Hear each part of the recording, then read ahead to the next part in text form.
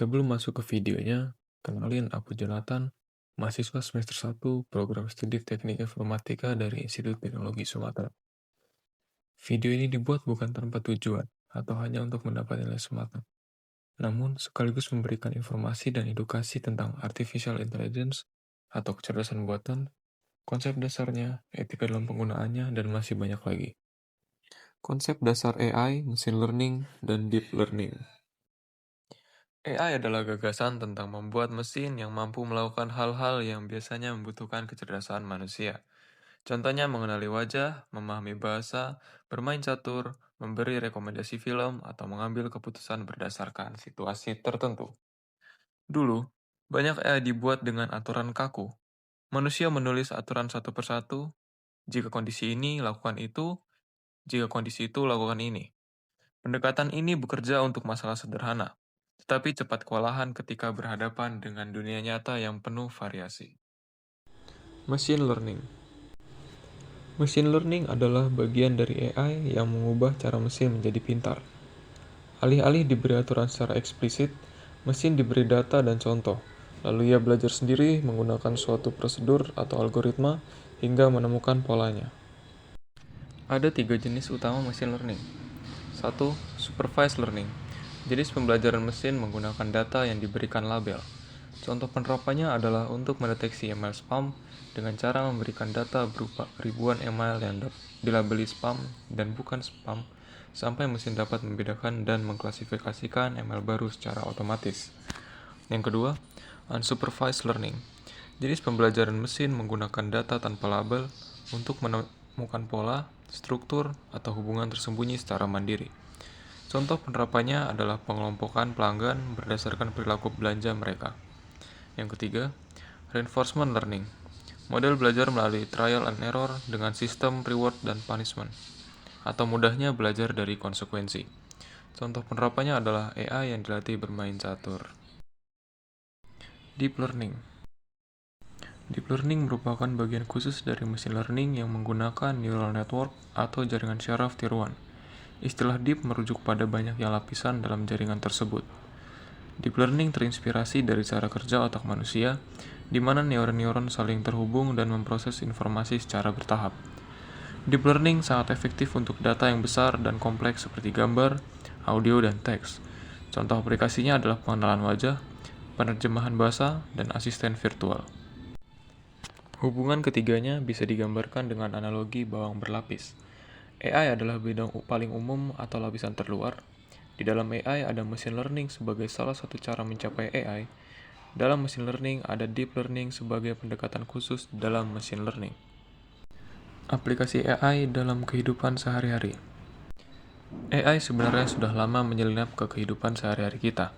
Misalnya pada smartphone, asisten virtual seperti Siri, Google Assistant, dan Alexa menggunakan AI untuk memahami perintah suara, menjawab pertanyaan, mengatur alarm, atau mengirim pesan. Face Unlock pada smartphone menggunakan pengenalan wajah berbasis deep learning untuk membuka kunci perangkat dengan akurat dan aman.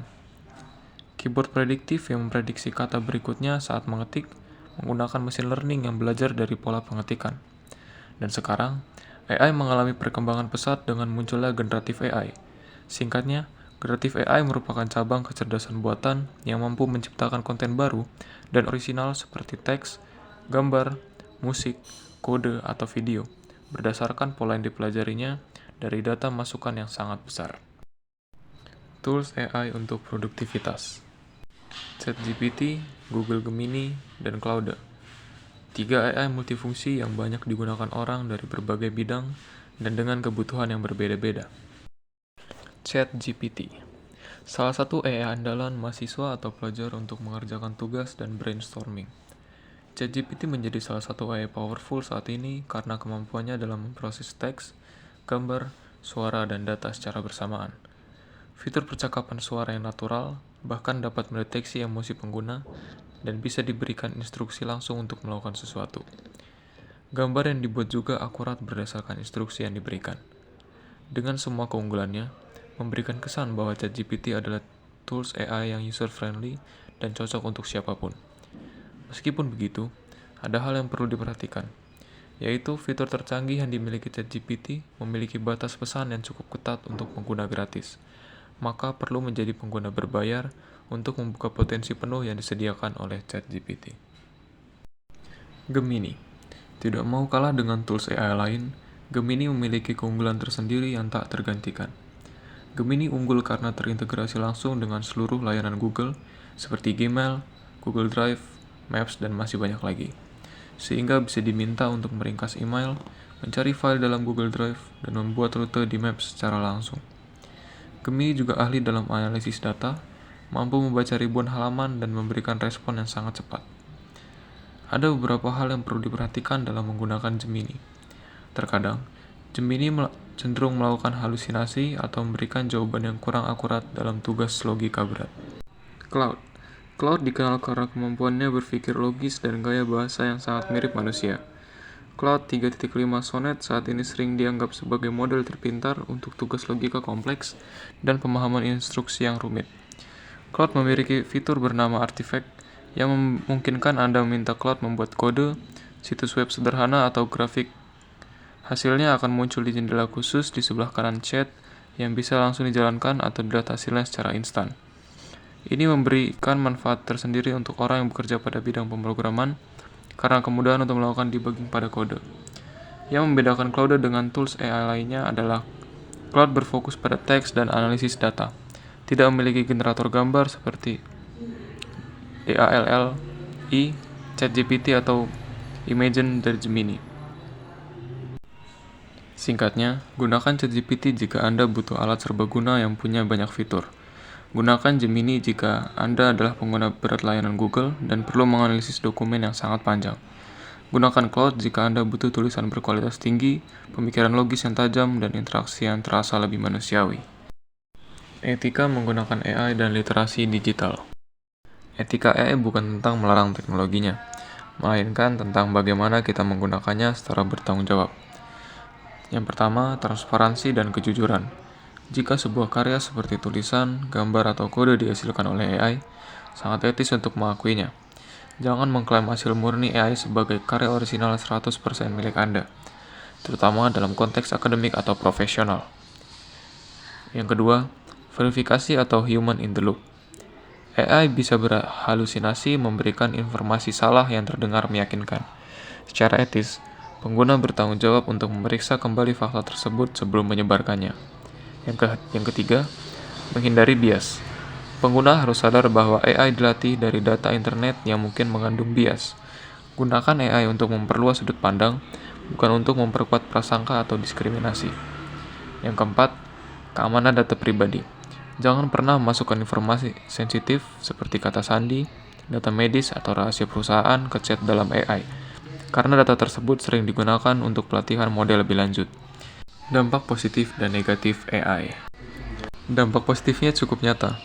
AI mempercepat pekerjaan yang sebelumnya lambat dan melelahkan. Dokter terbantu membaca citra medis, ilmuwan menemukan pola dalam data raksasa, petani memprediksi panen, guru mendapatkan alat bantu belajar yang lebih personal. AI juga menurunkan biaya berpikir.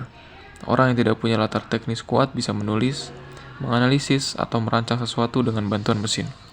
Dalam banyak kasus, ini memperluas akses pengetahuan dan kreativitas, bukan mempersempitnya. Namun sisi gelapnya juga nyata. AI bisa memperkuat ketimpangan jika hanya dikuasai segelintir pihak. Pekerjaan tertentu terancam hilang atau berubah lebih cepat daripada kemampuan manusia untuk beradaptasi. AI belajar dari data manusia, dan data manusia penuh prasangka. Tanpa pengawasan, sistemnya bisa ikut mendiskriminasi. Ada pula resiko ketergantungan ketika orang berhenti berpikir kritis karena mesin selalu memberi jawaban. Tips menggunakan AI secara bijak dan efektif. Yang pertama, gunakan rumus prompt yang jelas. AI bukan pembaca pikiran. Semakin jelas instruksimu, semakin bagus hasilnya. Gunakan rumus KTF, konteks, tugas, format. Contohnya, saya adalah mahasiswa yang sedang belajar menggunakan AI dengan benar. Jelaskan hal-hal yang perlu diperhatikan ketika memberikan perintah ke AI. Buat dalam bentuk poin-poin singkat dan mudah dimengerti. Yang kedua, terapkan prinsip trust but verify. Jangan pernah menganggap jawaban AI 100% benar. Untuk data angka, sejarah atau hukum, selalu cross-check dengan Google atau buku. AI kadang mengarang jawaban agar terlihat meyakinkan. Jika terasa aneh, tanyakan, apa sumber dari informasi ini? Yang ketiga, jadikan AI sebagai teman diskusi, bukan joki. Ini adalah kunci agar otakmu tetap tajam. Minta AI memberi kerangka tulisan atau ide awal, lalu kamu yang menulis isinya. Jangan menyalin jawaban AI secara utuh dan mengumpulkannya sebagai tugas.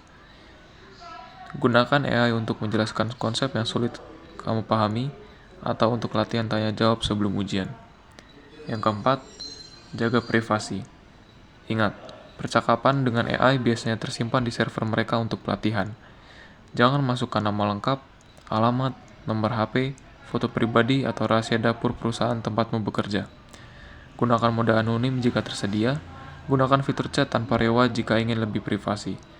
Yang kelima, asah kemampuan editing. Hasil AI seringkali terasa kaku atau terlalu umum. Beri sentuhan manusia, tambahkan opini pribadi, pengalaman nyata, atau gaya bahasamu sendiri. Ini membedakan karyamu dengan karya ribuan orang lain yang juga pakai AI. Yang keenam, gunakan AI untuk produktivitas, bukan malas. Merangkum email yang panjang, membuat jadwal harian, atau belajar bahasa asing. Hindari untuk membuat keputusan moral yang penting atau menggantikan interaksi sosial dengan manusia asli.